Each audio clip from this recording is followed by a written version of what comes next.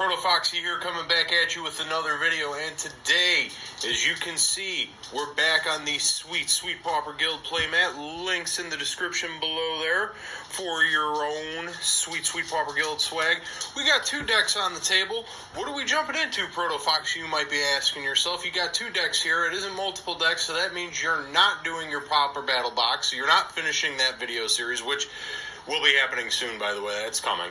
Just working on getting things together, but today I got something a little different. It's going to be a deck tech video, and it's going to feature two decks, but these decks are so very similar, I figured I'd put them together. And what's even better about this is that not only are they so very similar, they are across two different formats. We will be looking at both Modern Affinity and Pauper Affinity. So let's get this all out of the way first. Pauper Affinity was one of the big three decks that took over last season on NTGO, along with Squirrel Storm and Blue Black Fae, I believe it was. Obviously, a lot of bannings were called for.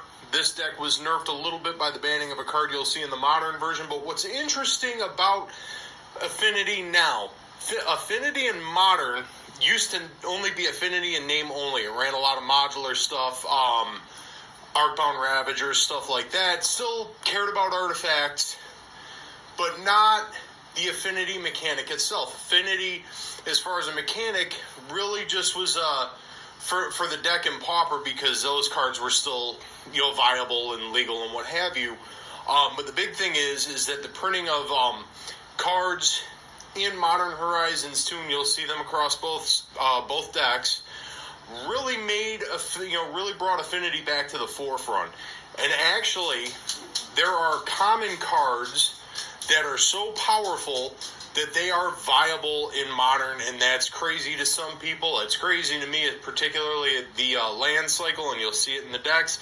But enough yakking on that. We're going to do a bit of comparison. Like I said, this is going to be a bit of a different kind of video here. It's still going to be a deck tech. So we'll get these moved out of the way here. And we're going to start with the creatures and do some comparisons here.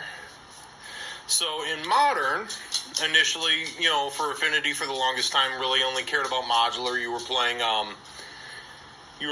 Arcbound Ravager, like I mentioned, and this and that. And, of course, let me get this light out here. Give me 2 seconds, folks. I don't mean to... Well, hang on.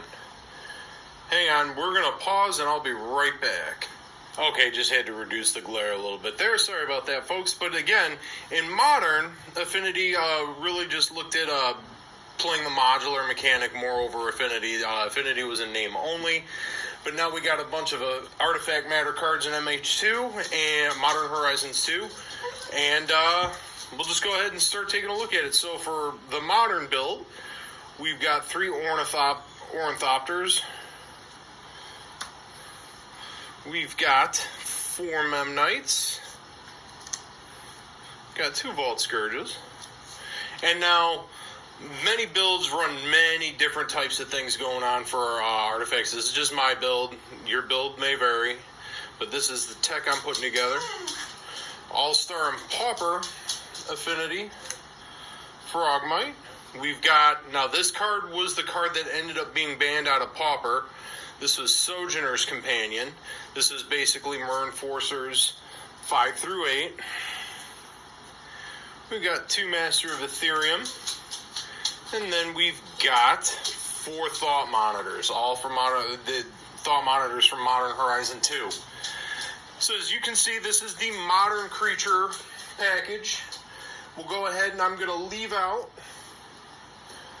some cards. Now, like I said, Sojourner's Companion was banned in Pauper, so that means, I had to go back to not running a bunch of different, having a handful of 4/4s in your deck. But we're going to go into the Pauper version, and now this deck plays a little differently from the Modern version. The Modern version is looking at just to be hyper aggressive. This here is also hyper aggressive, but it is also playing off a couple of combos. You can see we got 4 Disciple of the Vaults here. This is the Pauper Affinity build. Now 4 Disciple of the Vaults. We've got 4 Dogs. Like creature number 1, we have 4 Ornithopters. Like creature number 2, we have 4 Frogmites. And then we've got the 4 Mer Enforcers, which doesn't show up in the modern version. You got Sojourner's Companion, because Sojourner's Companion here is a little bit better than Mer Enforcer. Mer Enforcer is just the 4/4 and has affinity. This here not only is 4/4 with affinity, but it also has artifact land cycling, which makes it really good. So that is a creature base. As you can see in both decks, you've got a number of Ornithopters. We run 4 here.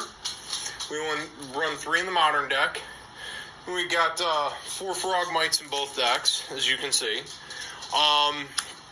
Yeah, I mean, again, just to see certain cards show up in both builds of the deck and have it be viable is pretty impressive to me. And I've stated that even when even before Sojourner's Companion was banned, that was something I was always saying, that it's just crazy to me that all of a sudden now this deck build is incredibly viable. You know, these cards that are really good in Pauper are now all of a sudden incredibly viable in Modern. So as we're getting all this together here, and I'm babbling on and on and on and on. Now you'll notice that, you know, some builds for Pauper Affinity won't run Ornithopters in another card I'm putting in there. I feel like it just helps the deck be a bit more consistent for Affinity. But enough of that.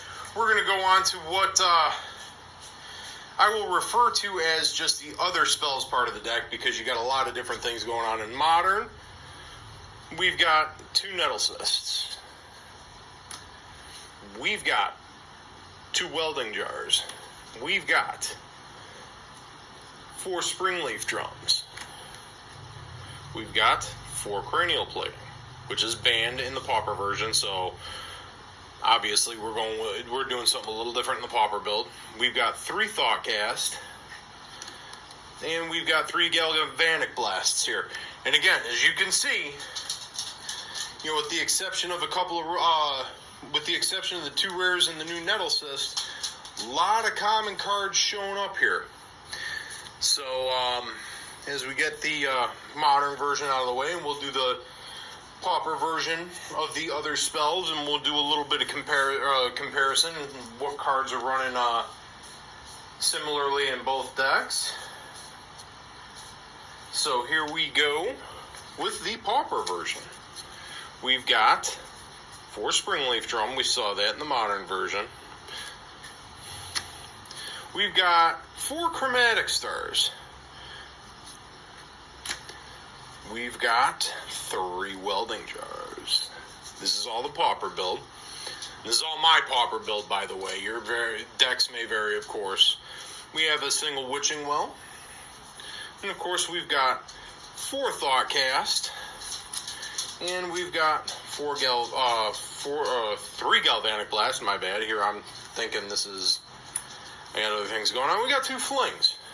So what the Affinity version concentrates on, obviously, again, similar to aggro, you're just trying to outvalue your opponent. Your Galvanic Blasts become better than Lightning Bolt once Affinity's online, or Metalcraft in this case. Thoughtcast is always good in Affinity, otherwise you're running Springleaf Drums like you are in the modern version. Chromatic Star sometimes shows up in the modern version, but I think the modern version is just a little bit faster. And of course your options, being in Pauper, are a little, I don't want to say limited or constricted, because I feel like Pauper is an amazing format, and so does a lot of other people. But you know, Chromatic Star there again for Affinity count, and then of course card draw and mana fixing. Now the other versions of the Pauper Affinity don't run Welding Jar. For me, I don't understand why. It's a 0 casting cost artifact that regens an artifact. Definitely just helps you out. And then the single Witching Well is just really good as far as when its ETB is you scry 2, and then you pay 3 generic and a blue, sack it, and then you can draw 2 cards. Just more card draw. Again, adds to the artifact count, getting affinity online. And then, of course, Fling, which is geared towards the combo of the deck, which you're sacking all your artifacts to ATOG, and, of course, you're getting value from Disciple of the Vault while you're doing that. And then, of course, you're going to fling a giant ATOG at your opponent's face. And that's it.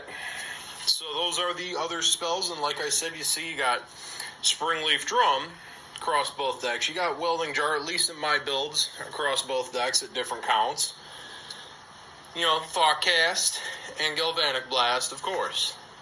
So again, very similar things going on in both decks here. So let's get all this cleaned up, because then we will go into what will be the major difference of the decks. And that is another that cut off. Okay, all right. Sorry about that again. Just some lighting issues here, folks. But we will get by it. We will get by it, won't we? You all stick around. Thank you all for sticking around. By the way, you all do me a very big solid by tuning into the channel, tuning into the videos, and watching and commenting and interacting and all that good stuff. And it makes me feel really good to know that y'all are still watching. So anyway, now that that's cleaned up, because again, we're going over 2 decks here. Now, the mana bases. We're going to start with the modern build, because obviously there's some money cards here. We've got 4 Urza Saga.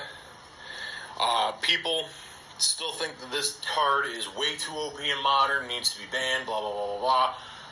It's good. It's popping up where it can be played. I don't think it needs to be banned, but then again, I say that about cards often, because it's always the knee-jerk reaction that people want cards banned that they just don't like playing against. That's my opinion. I'll stick to it. And we got the light back again. This thing's freaking out. We got 4 Blank Moth Nexus. We've got 4 Dark Citadels, which now you're going to start noticing light cards across both decks. Hear my dog running around in the background. She's getting worked up, of course. We got 4 Mistvault Bridge. And we've got 2 Silver Glare. We've got 2 Silver Bluff Bridges and a single island. Now, that's the mana base for the modern build. Now, so, your mileage may vary.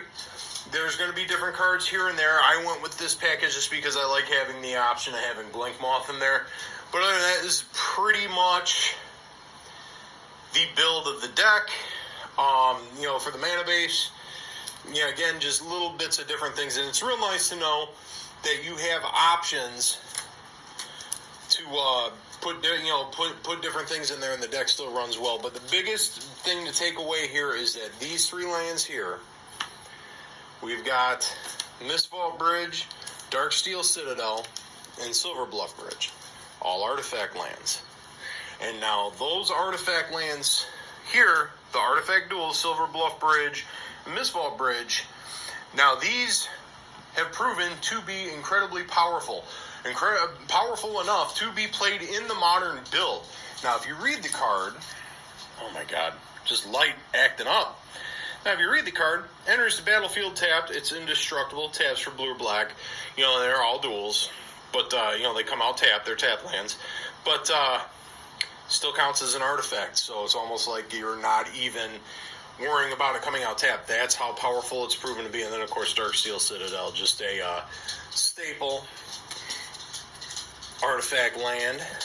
And we're going to go ahead and go into the Pauper mana base, which we see. Now, I run some different lands because I'm running a Grixis build, so we got a single Mistvault. We've got 2 Silver Bluff. We've got 2 Dross Forge, which is the red-black one. And, of course, Darksteel Citadel, because why wouldn't we?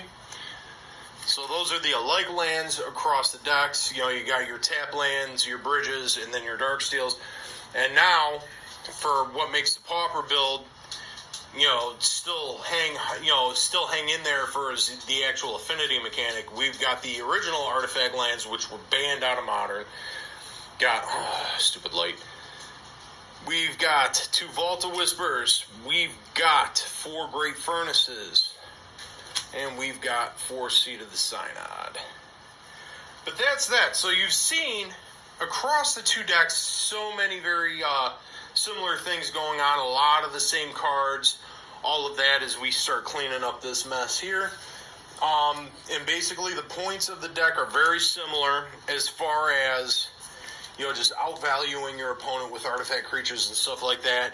Now the Pauper version of the deck also runs a combo in there for added value, which makes sense. That's what you want to do. But as we're all cleaning this up, and now obviously in Modern you're going to have money cards in there. There's going to be cards that you're going to be able to play because you're not restricted to the all commons restriction that Pauper offers. You can play, whatever Modern as long as it's Modern legal. But I just wanted to point out in a deck tech the similarities between the 2 decks, because a lot of people were wanting Modern to be just banned out of not Modern. Speak Goodly do I yes to. Wanted Affinity banned out of Pauper because it was just too good. And now I've made mentions in the Pauper Guild Discord particularly, and even in my play group and such, that I am amazed that certain common cards printed in Modern Horizons 2 were so good that they are Modern viable. A tap land being Modern viable is crazy to me still to this day. And it goes to show you. But this is Affinity across 2 formats, Modern and Pauper, and they are so very similar now. Some still do some different things, but mostly the point is just outvalue your opponent, outclass your opponent, outrace your opponent. But that is that. Hopefully you enjoyed the video. Hopefully you like what you saw as you tuned in today. Hopefully you didn't find my rambling too inane. I want to leave you all with this. Wash your hands. Wear your masks whether or not you're vaxxed to protect yourself and your fellow human beings. Be kind to those fellow human beings, and I will see you in the next video. Description below to get your sweet, sweet Pauper Guild swag.